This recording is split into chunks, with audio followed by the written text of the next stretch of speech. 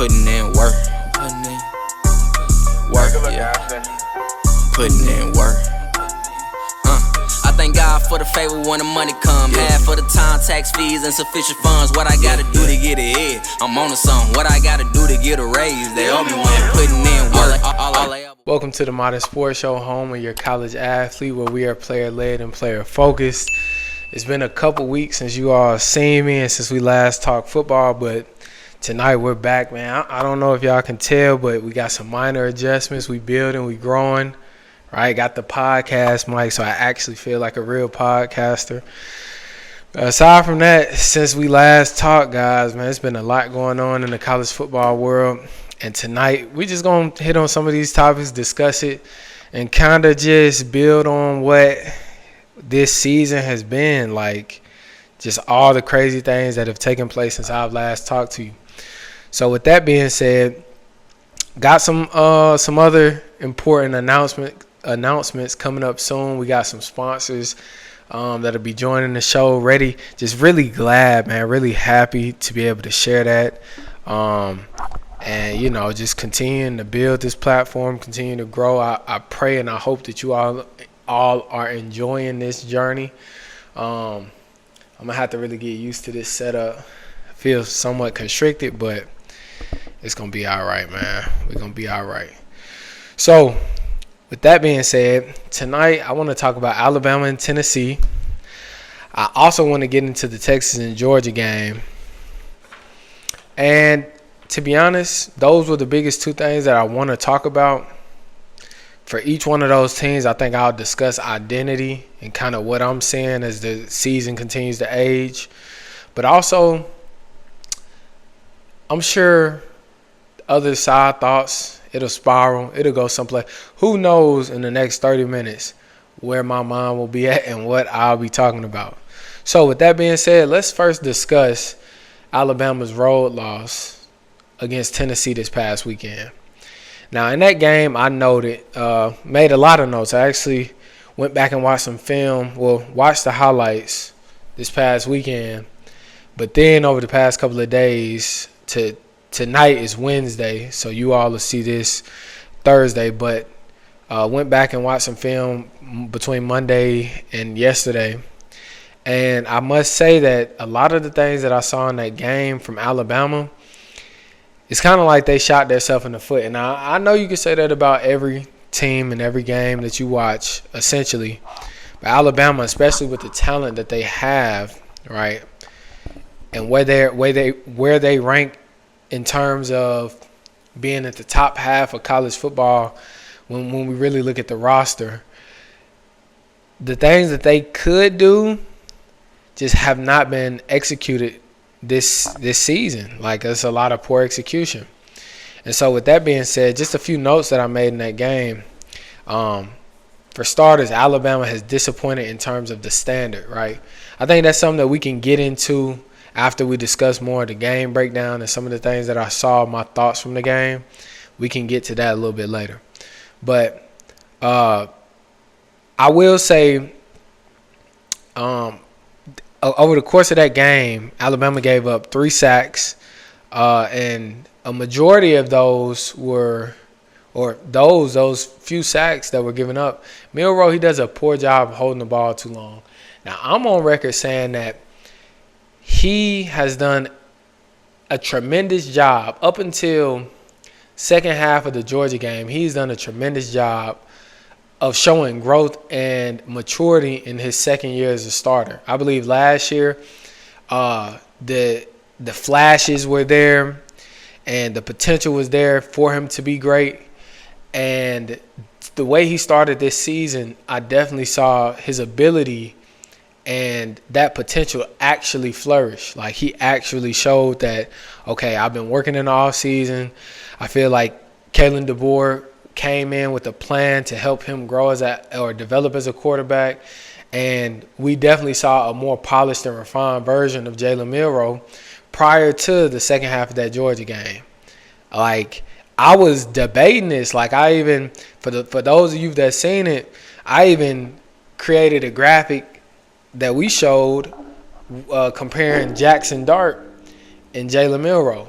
to see who was the better quarterback. And, of course, we got skewed opinions, but that's how firm my belief is in Jalen Milroe. Even now, up until this point in the season where they're 5-2, and he hasn't looked the best in the past 3 or 4 weeks. But I'm still a big believer in his growth and the spurts and things that I've seen over this point in the season. And so, anywho, along with those 3 sacks they gave up, 9 negative plays, poor execution in the run game, they only averaged 2.2 yards per rush over the game. Only 30 carries, and 14 of those carries were from Milroe. And a few of those carries from Milroe weren't design runs. That's him holding the ball too long in the pocket, having to escape the pocket and things, so forth and so on. But I will say, right, and shout out to Coach Casey, or I believe it's Coach Caviar, excuse me. Great guy. Reached out to him. He helps with film breakdown and he kind of affirms what I already see, because I'm able to see the game very well, but he speaks my language, and so I just build and grow on him as far as the things that I intake from the game. Anyways, Alabama, contrary to popular belief, they have a lot of success in the vertical run game. When they run the ball inside the tackles, they tend to have a lot of success. At the same time, it's a catch-22 because they do have athletes that can beat you on the edge, that can get on the edge. And so I just believe over the past few weeks there hasn't been a lot of variation in their run game. Of course, we've seen the pin pull or counter, some wherever Milroe gets the ball and sprints to the edge. I believe it's a GT. I believe it's a GT. I believe it's a pin pull. But either which way, we've seen multiple variations of that pin pull. We've seen it in Wisconsin. We've seen it against Georgia. I think he had two touchdowns on similar plays in the Georgia game. Like, we've been seeing that all season. I think he may have scored in the South Carolina game off the same play. We've continued to see that same play. And so the only thing is, in Tennessee, the backs did a good job playing over that pulling guard or playing over that pulling tackle, whoever the guards, whoever was getting out on the edges to climb to the second level. The Tennessee backs did a good job playing over that and using speed against those big guys and creating essentially TFLs. And so, but when they ran the ball vertically in between the tackles, the amount of yards they were able to pick up each time significantly increased. And so, of course, you wish you would have saw more of this from Alabama in the run game, but, that just is what it is. Milroe went 25 of 45, only averaging 5.3 yards per completion. And another thing, like I said, shout out to Coach Caviar for these stats. And he made a great note of this. Alabama is allowing Jalen Milroe to drop back entirely too much, right? This is a double-edged sword as well, because I hate to mention IQ and the way the game is thought, especially when referencing a black quarterback. Hate to do that, because there's already a stigma behind black quarterbacks not being capable of thinking like a quarterback should when playing that position. This has nothing to do with nothing. Like, it has nothing to do with nothing. So that's why I'm reluctant, even apprehensive, to bring that into play when discussing Milroe and his ability to play the position. At the same time, Jalen Milroe is such a freakish athlete. Like, we've seen him clean 315 on the bar, like hang clean. We've seen him run streak down the sideline and show his speed and athleticism. Like, we've seen him run through dudes. Like, we see how explosive of an athlete he is. And so that's not to take away from his football IQ, only to add in part that why not use more of that to his ability, or use more of that to his success, right? And to your team's success ultimately. And again, even on the power read or pinpool, whatever you want to call it, when he's getting to the edge, right, aside from the Tennessee game, they've been successful running that play. And so seeing more plays like that versus him dropping back, I believe he dropped back 45 times in the game. And that's entirely too much. Coach Caviar made the point. Jalen Milroe is not Michael Penix. So to drop him back that many times in a game and put him in a position to where he has to think, he's just not that type of – that's not his prototypical style of play.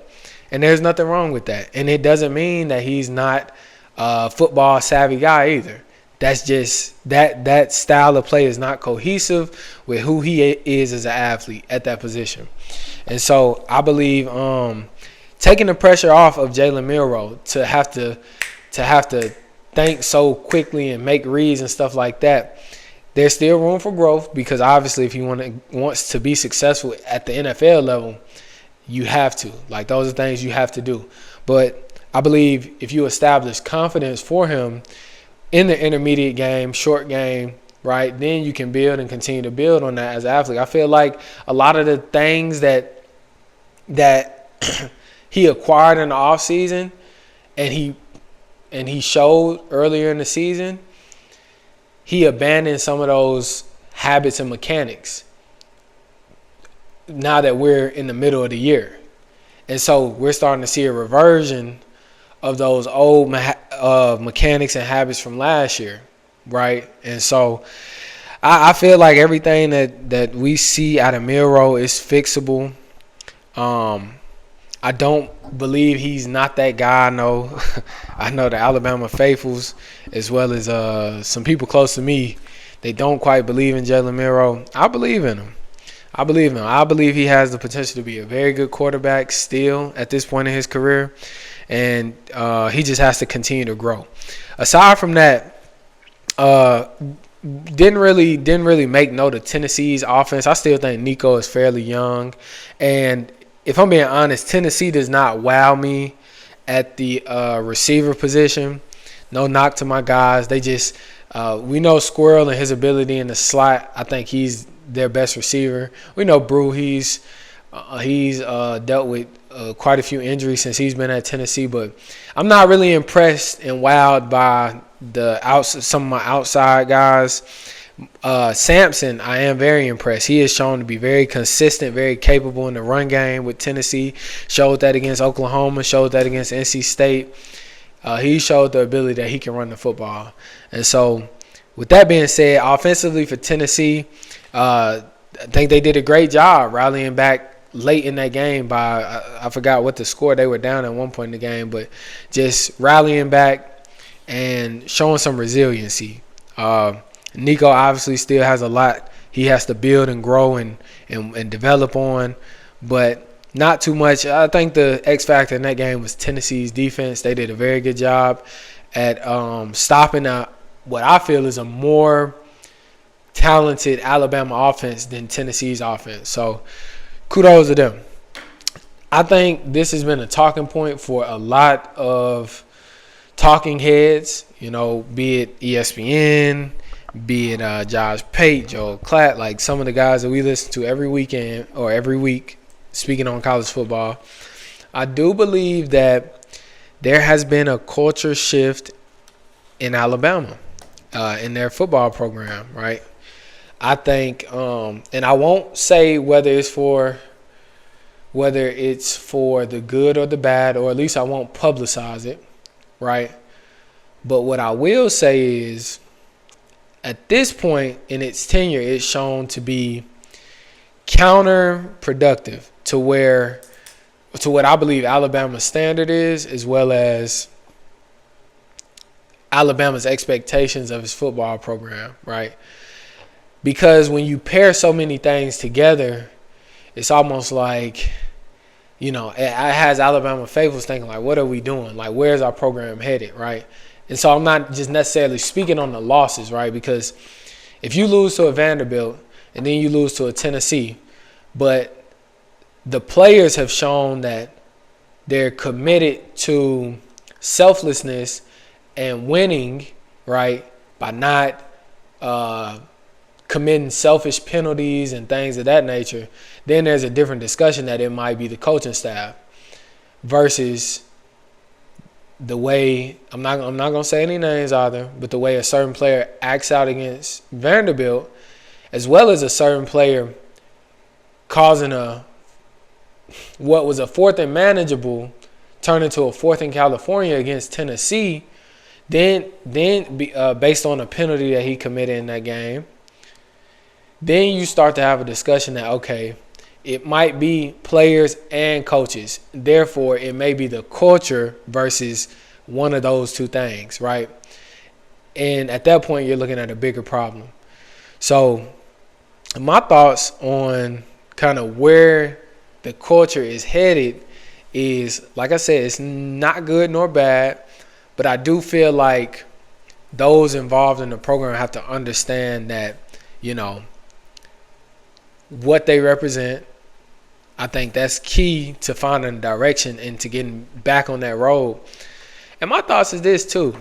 I understand we all want to add our own style and flair to what it is that we're doing, even if it was handed to us. But at the same time, my thoughts is, if it isn't broke, don't fix it. Let that sink in. If it isn't broke, don't fix it. So, like I said, with Alabama, I think the biggest thing, and I've learned this recently, reading a very good book by James Clear called Atomic Habits, and I believe that the biggest thing that I learned in reading that book, I won't even say biggest thing, something that I learned in reading that book is culture. And so often we hear the term culture in reference to a college football program or in reference to a workplace, like what is the culture? What is the culture?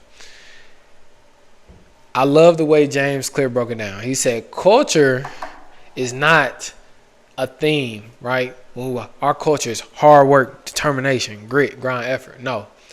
Culture is what this person does, what that person does, what that person does, what that person does, what this person does, what that person does, what this person does. That's culture. When you add all of those entities together, that's culture. That's what creates the culture, not predetermined definitions or words that you will say, okay, this sounds good about what it is I want to instill. No. What do each party involved in a certain entity, what do they bring to the table? Then that is the culture. Because if you have this person working hard, this person working medium, this person not working at all, this person doing this, this person doing that, essentially that's an inconsistent culture because each person is not working in the same direction. When you have this person working hard, that person working hard, this one, we're all working hard. Well, now you can say, okay, someone asks, what is the culture? You say, our culture is hard work because you can see it being done. So that was something I thought it was very, very, very minor and minute, should I say. But I love the way he broke that down. That's what ultimately determines culture, not just words we throw around. So enough of that. Let's move on to the Texas versus Georgia game. Now, that game, and I like to throw these out, I wasn't able to watch that game because I was at my little brother's game. So that wasn't a too bad game. Mississippi State, they played fairly well against Texas A&M.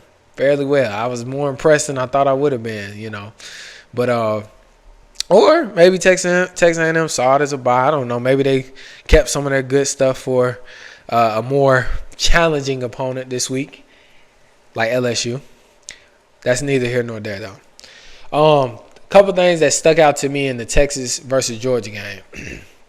I think Georgia did a phenomenal job in responding to the call, right? You go on the road in what is now SEC country, and you say, we're about to win this game. Regardless of what took place in Tuscaloosa a few weeks ago, regardless of even how we may have looked underwhelming against Mississippi State a week or so prior. You know, like all these hurdles and things, they come out and they respond well, especially defensively. They respond well against a Texas offense who is deemed as high-powered, even though Quinn Ewers is coming off a somewhat injury. We feel like he kind of got back in the groove in that Oklahoma, somewhere in the late first, early second quarter. And so, not taking anything from Georgia's defense, they played lights out.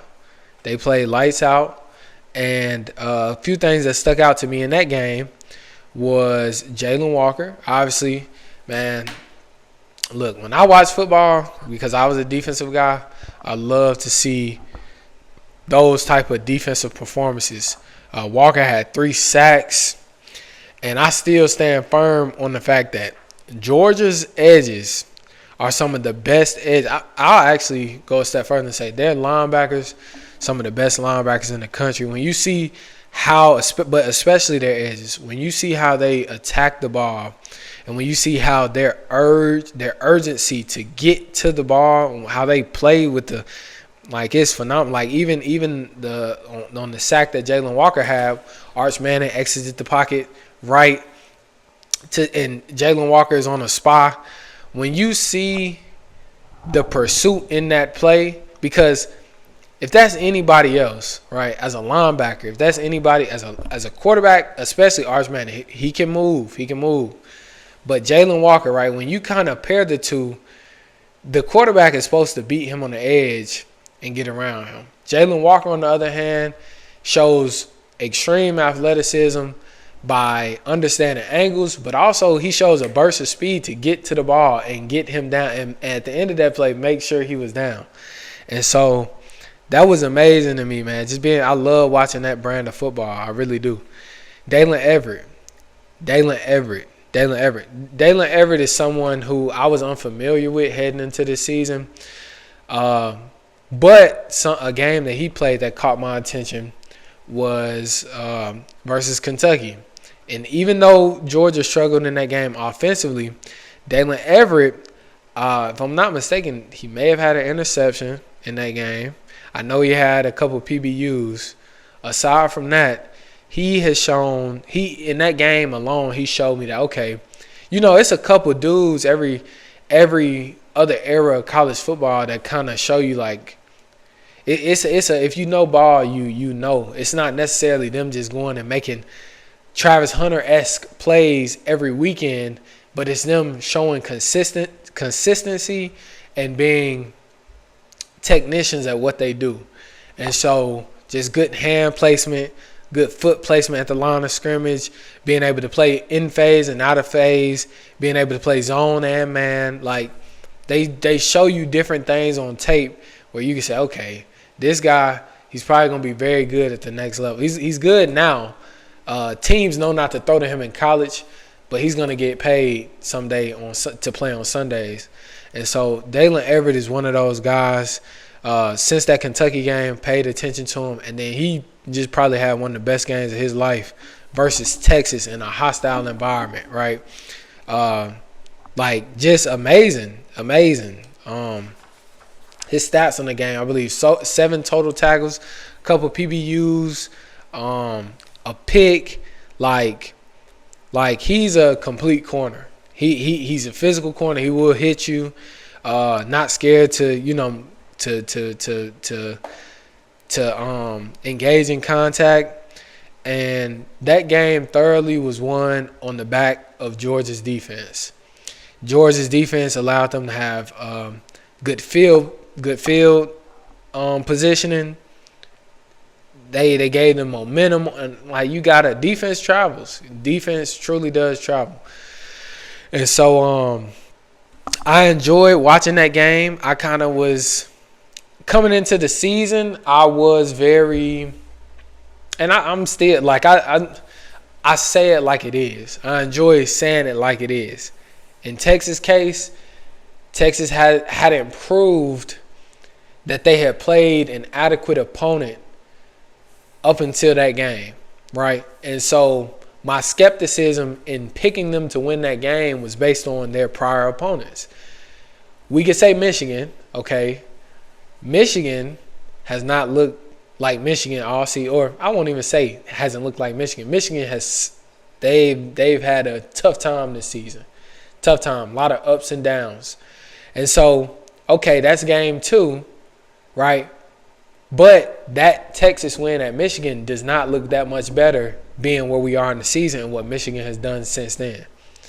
So you consider that, and you say, okay, well, who else did Texas play? I believe Colorado State. I believe UTEP. Okay, that's 3-0. Who else have they played? Slipping my mind right now. Either way, Mississippi State, that's 4-0. I'll make note of that Mississippi State game. Mississippi State did not allow Texas to bully them over the entirety of that game. Mississippi State played pretty well up until a bomb. They completed an explosive play for a touchdown going into the second half. Prior to that, Mississippi State pretty much had a cap on that offense. Even though Arch Manning was starting and whatever the case, they had a cap on that offense. That game in particular showed me that, okay, Texas can be played with. They can be played with. And so after watching that game, I pretty much was like, just kind of floating a scenario in my mind that maybe Texas, although they do look good and they still have the ability and the potential to go win a national championship, I said maybe they're not as far ahead as we think they are, as we might give them credit for. And so Georgia coming into that game, right, I feel for Georgia that was a must-win game. That probably was a playoff elimination game for them essentially. But to be able to come into that environment and respond the way that they did, I think Georgia still has a chance. I still believe Georgia has a chance this season. Definitely going to see how they play against Tennessee I believe Tennessee is either this week or next week. Either way, that's going to be a good game to watch. And just some other games coming up this weekend, LSU and Texas A&M. That is a game. I won't give too much because we'll have more on that tomorrow and this week, because now that I got this podcast mic, definitely going to be uploading more and more content in the comfort of where I live. And so I don't have to – we about to lock in, get it done. Like, we really about to lock in. Aside from that, Texas A&M and LSU, that game has a lot of potential. I really believe that the winner of that game could very well find themselves competing not only in the playoffs, but for a conference championship and maybe a chance at a bye. LSU has one loss to USC. That loss at this point in USC's season doesn't look so well for LSU, but it's a non-conference, of course, and you also kind of give it some leeway because at the time USC did look like a different team. Texas A&M also has a loss to Notre Dame at home, who Notre Dame is quietly trying to nudge their way back into it, and I like that. I love that. Even Clemson is another team, quietly trying to nudge their way back in the conversation. All these blockbuster games have taken place over the first half of the season, so we, of course, kind of play certain programs to the side when we saw Notre Dame lose to NIU, when we saw Clemson lose to Georgia or get throttled early in the season, when we saw LSU lose to USC, or when we saw Texas A&M lose to Notre Dame. We kind of take, we kind of say, oh, okay, all right, what is Texas talking about? What is Alabama talking about? But now we're at a point in the season where the tables are starting to turn, right? Because some of those powerhouse programs haven't looked as good as we would have hoped or expected, especially the fan bases would have hoped. So, love this part of the year. This weekend in college football, like I said, it's going to be an amazing weekend, but we'll have more coming and covering on that just as the week goes on. I'm excited about this whole setup I got, guys, like ready to just be watching film, making money, talking football, and doing the things that we love to do. And so I really appreciate you guys. If you stayed this long in the production, if you haven't, be sure to like, comment, subscribe. Drop in the comments some of the things we talked about, how you feel Alabama is playing at this point in the season, what you think about Texas, Georgia's win over Texas, and so forth and so on. So, guys, be ready for more content. Be ready for more just us talking ball, man. You gotta love this. I love this, man. I love this. I love nothing more than this. So, with that being said, guys, be sure keep on the watch for other content we got coming. And just like that, we are out of here.